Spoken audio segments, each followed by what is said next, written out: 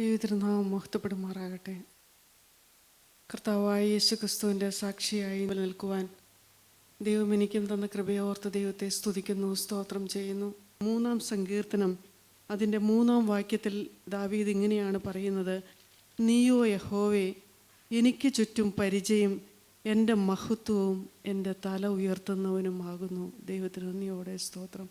നമ്മുടെ പഴയകാല ജീവിതത്തിലേക്ക് നാം നോക്കുമ്പോൾ, അല്ലെങ്കിൽ കഴിഞ്ഞ ഒരു വർഷത്തിലേക്ക് നാം നോക്കുമ്പോൾ, നമുക്ക് ആർക്കും തല ഉയർത്തിക്കൊണ്ട് ഞാൻ എല്ലാം നന്നായിട്ട് ചെയ്തു, എന്നെ ഏൽപ്പിച്ച ജോലി, എന്നെ പഠിക്കേണ്ടതെല്ലാം നന്നായിട്ട് പഠിച്ചു, ഞാൻ നല്ല സ്വഭാവമുള്ള കുട്ടിയായിട്ട് നിന്നു, ഞാൻ എൻ്റെ മാതാപിതാക്കൾക്കൊരു സന്തോഷമായിരുന്നു, എൻ്റെ ടീച്ചർമാർക്ക് ഞാനൊരു സന്തോഷമായിരുന്നു, എൻ്റെ കൂട്ടത്തിൽ ഞാനായിരിക്കുന്ന പള്ളിയിൽ, അല്ലെങ്കിൽ ഞാനായിരിക്കുന്ന സൺഡേ സ്കൂളിൽ എല്ലായിടത്തും ഞാനൊരു അനുഗ്രഹമായിരുന്നു എന്ന് പറയുവാൻ നമ്മിൽ ആർക്കെങ്കിലും സാധിക്കുമോ? പ്രിയമുള്ളവരെ, നമുക്ക് ആർക്കും സാധിക്കുകയില്ല.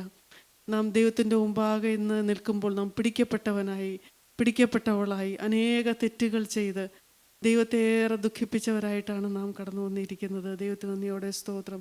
എന്നാൽ ദൈവത്തിൻ്റെ തിരുവചനം നമ്മെ ഓർപ്പിക്കുന്നു. ദാവീദ് ഇങ്ങനെയാണ് പറഞ്ഞത്: യഹോവേ, നീ എൻ്റെ പരിചയം, എൻ്റെ മഹത്വവും എൻ്റെ തല ഉയർത്തുന്നവനുമാകുന്നു. ദൈവത്തിന് സ്തോത്രം. നമ്മുടെ തല ഉയർത്തി തരുന്നവനായൊരു ദൈവം ജീവിക്കുന്നു.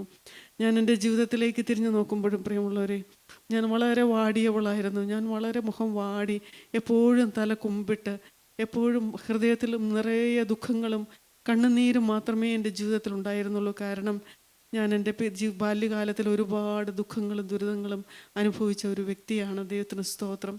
ഞാൻ 10ാം ക്ലാസ്സിൽ പഠിക്കുമ്പോൾ എൻ്റെ പിതാവ് മരിച്ച ഈ ലോകത്തിൽ നിന്ന് മാറ്റപ്പെട്ടു. കർത്താവായ യേശു ക്രിസ്തു ആരെന്ന് അറിയാൻ പാടില്ലാത്തൊരു ഭവനത്തിലാണ് ഞാൻ ജനിച്ച് വളർന്നത്. എനിക്ക് കർത്താവിനെ അറിയുകയില്ലായിരുന്നു. ദൈവത്തിന് സ്തോത്രം. ആരോടാണ് പഠിക്കേണ്ടതെന്നൊന്നും പ്രാർത്ഥിക്കേണ്ടത് എന്നും എനിക്ക് അറിഞ്ഞുകൂടായിരുന്നു. എന്നാൽ എൻ്റെ ജീവിതത്തിലേക്ക് എപ്പോഴും നോക്കുമ്പോൾ മദ്യപാനിയായ പിതാവ് വീട്ടിൽ വന്ന് വഴക്കുണ്ടാക്കും, ബഹളമുണ്ടാക്കും. ഞാൻ പഠിക്കണമെന്നൊരാഗ്രഹമെല്ലാം എൻ്റെ ഹൃദയത്തിലുണ്ട്. ഞാൻ അധ്വാനിക്കുമായിരുന്നു, ഞാൻ കഷ്ടപ്പെട്ടെല്ലാം അധ്വാനിക്കുമായിരുന്നു. എന്നാൽ എൻ്റെ പിതാവ് മദ്യപിച്ച് ബഹളമെല്ലാം ഉണ്ടാക്കുമ്പോൾ ഞാൻ അതിലും ഉച്ചത്തിലിരുന്ന് പഠിക്കുമായിരുന്നു. എന്നാൽ എൻ്റെ ദൈവത്തിന് സ്തോത്രം, എൻ്റെ ഹൃദയത്തിൽ അല്പം പോലും സമാധാനം ഉണ്ടായില്ല. ഞാൻ എപ്പോഴും തല കുമ്പിട്ടവളെ, ഒരിക്കലും ചിരിക്കാത്തവളായി, എപ്പോഴും കരയും. സ്കൂളിൽ പോയാൽ കരയും, വീട്ടിലിരുന്നാൽ കരയും, എപ്പോഴും കരയുന്നവളായിട്ട് ഞാൻ വളർന്നു വന്നു. എന്നാൽ ദൈവത്തിന് നന്ദിയോടെ സ്തോത്രം. എൻ്റെ പിതാവ് മരിച്ചു കഴിഞ്ഞപ്പോൾ എനിക്ക് ഉറപ്പായി എൻ്റെ എല്ലാ കാര്യങ്ങളും, എൻ്റെ ഭാവി കാലം എല്ലാം തീർന്നു, എല്ലാ വാതിലുകളും അടഞ്ഞു, ഇനി എൻ്റെ ജീവിതത്തിൽ മുമ്പോട്ട് എനിക്കൊരു വഴിയില്ല എന്നാണ് ഞാനന്ന് ചിന്തിച്ചിരുന്നത്. ദൈവത്തിന് സ്തോത്രം. ഞാൻ നോക്കുമ്പോൾ എൻ്റെ ജീവിതത്തിൽ എനിക്കിനി ഒരേ ഒരു ആഗ്രഹം മാത്രമേ ഞാനന്ന് കണ്ടുള്ളൂ: എനിക്ക് എങ്ങനെയെങ്കിലും മരിച്ച് ഈ ലോകത്തിൽ നിന്ന് കടന്നു പോകണം. കാരണം എന്നെ പഠിപ്പിക്കുവാനായിട്ട് എനിക്ക് ആരുമില്ല, എൻ്റെ പിതാവും മരിച്ചുപോയി, എനിക്ക് മുമ്പോട്ടുള്ള ഒരു വാതിലും ഞാൻ കാണുന്നുണ്ടായിരുന്നില്ല. എന്നാൽ ഭാഗ്യവശാൽ അന്ന് ഞാൻ പഠിക്കുന്ന കോളേജിൽ കുട്ടികൾക്ക് വേണ്ടിയിട്ടുള്ള ഒരു ബൈബിൾ ക്ലാസ്സിൽ പങ്കെടുക്കുവാൻ ഭാഗ്യവശാൽ എനിക്ക് കൃപ ലഭിച്ചു. അല്പസമാധാനത്തിന് വേണ്ടിയാണ് ഞാൻ അന്ന് അവിടെ കടന്നുപോയത്.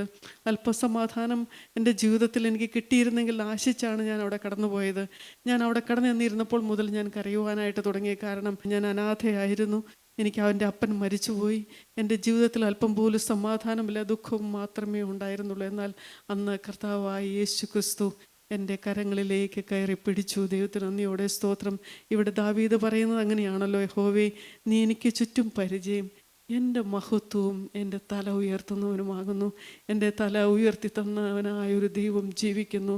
ഞാനന്ന് എൻ്റെ ജീവിതം കർത്താവിൻ്റെ കരങ്ങളിലേക്ക്, ഞാൻ കർത്താവിൻ്റെ പാദത്തുങ്കൽ വീണ് കരഞ്ഞു: കർത്താവ്, എനിക്ക് ആരുമില്ല, ഞാൻ ആരോരുമില്ലാത്തവളാണ് എന്ന്. എന്നാൽ എൻ്റെ യേശു എന്നോട് പറഞ്ഞു: എൻ്റെ മോളെ, നീ എന്നെ ഇന്നു മുതൽ അപ്പാ എന്ന് വിളിച്ചു കൊള്ളുവാൻ. അന്നു മുതൽ യേശുവിനെ അപ്പാ എന്ന് വിളിക്കുവാൻ എനിക്ക് മഹാഭാഗ്യം ലഭിച്ചു. ദൈവത്തിന് നന്ദിയോടെ സ്തോത്രം. പ്രിയമുള്ളവരെ, നമ്മുടെ ജീവിതത്തിലേക്ക് നോക്കുമ്പോൾ, നിങ്ങൾ കുഞ്ഞുങ്ങളായ നിങ്ങളുടെ എല്ലാവരുടെയും ജീവിതത്തിലേക്ക് നോക്കുമ്പോൾ, നമ്മളുടെ എല്ലാം ഒരു ആഗ്രഹം എന്താണ്?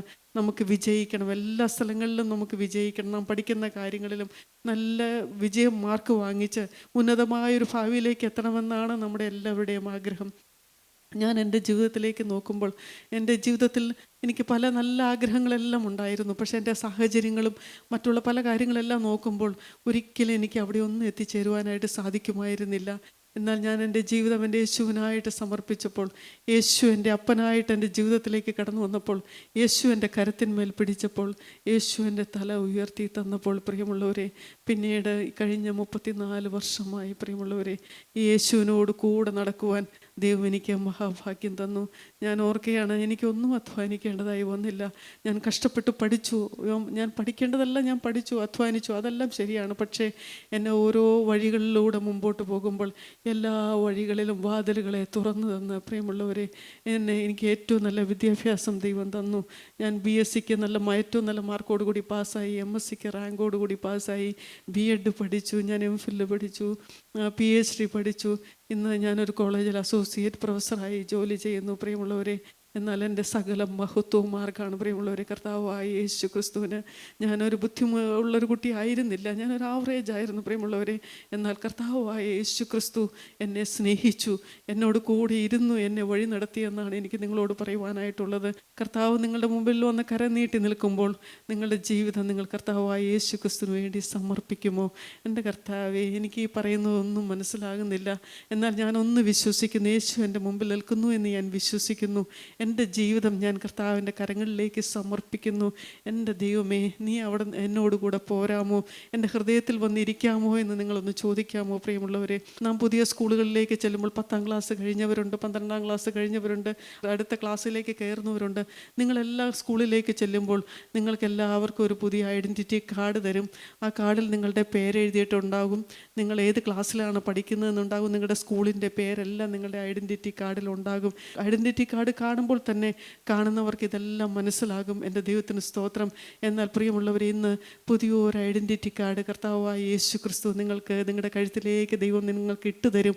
ആ ഐഡൻറ്റിറ്റി കാർഡിൽ എന്താണ് എഴുതിയിരിക്കുന്നത്? ഇത് യഹോവയ്ക്ക് വിശുദ്ധമെന്ന്. ദൈവത്തിന് നന്ദിയോടെ സ്തോത്രം. ഇത് എൻ്റെ വക എന്ന്, ഈ മകൾ എൻ്റേതാണെന്ന്, ഈ മകൻ എൻ്റേതാണെന്ന് തെളിയിക്കുന്ന ഒരു കർത്താവായ യേശു ക്രിസ്തുവിൻ്റെ രക്തത്താൽ മുദ്രയിട്ട ഒരു ഐഡൻറ്റിറ്റി കാർഡ് ഇന്ന് കർത്താവായ യേശു ക്രിസ്തു നിങ്ങൾക്ക് തരും. ദൈവത്തിന് നന്ദിയോടെ സ്തോത്രം. 1 ശമൂവേൽ പുസ്തകം 18-ാം അധ്യായം 14-ാം വാക്യത്തിൽ, ദാവീദ് തൻ്റെ എല്ലാ വഴികളിലും വിവേകത്തോടെ നടന്നു, യഹോവ അവനോട് കൂടെ ഉണ്ടായിരുന്നു. എന്താണ് വിവേകം എന്ന് പറയുന്നത്?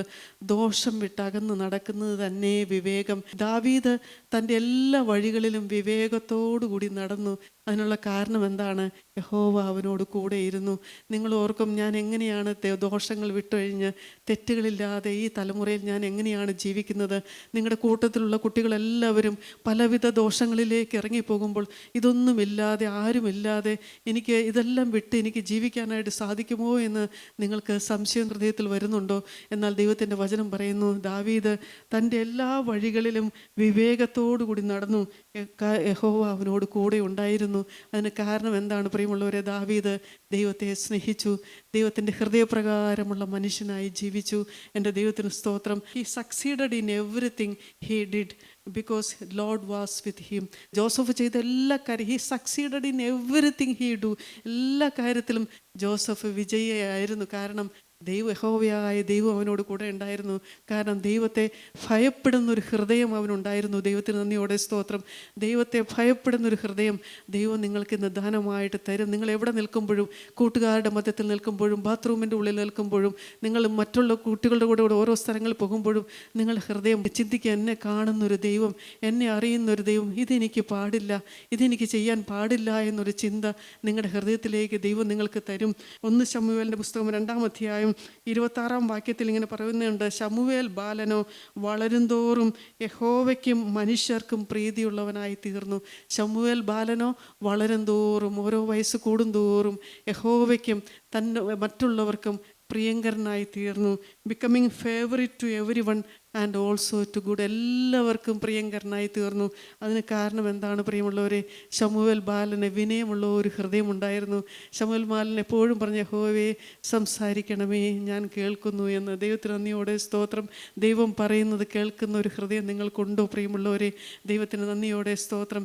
ഞാൻ എൻ്റെ വാക്കുകളെ നിർത്തുന്നതിന് മുമ്പ് പ്രിയമുള്ളവരെ, എൻ്റെ ജീവിതത്തിലേക്ക് തിരിഞ്ഞു നോക്കിയാലും ഞാൻ ഒരു കാലത്തും പ്രിയമുള്ളവരെ, ഞാനൊരു കോളേജിലെ അധ്യാപികയോ ഇത്രയും നല്ലൊരു വിദ്യാഭ്യാസം ലഭിക്കുവാനോ, ഇത്ര നല്ലൊരു കുടുംബജീവിതം കിട്ടുവാനോ, ഇത്രയും നല്ലൊരു ക്രിസ്തീയ ജീവിതം എനിക്ക് കിട്ടുവാനോ, യേശുവിനെ അറിയുവാനോ എനിക്ക് യാതൊരു യോഗ്യതയും ഉണ്ടായിരുന്നില്ല. എൻ്റെ ഏറ്റവും വലിയ യോഗ്യത എന്ന് പറയുന്നത് ഞാൻ ഏറ്റവും വലിയ പാപിയാണെന്ന് തിരിച്ചറിയുവാൻ കർത്താവായ യേശു ക്രിസ്തു എനിക്ക് മഹാഭാഗ്യം തന്നു.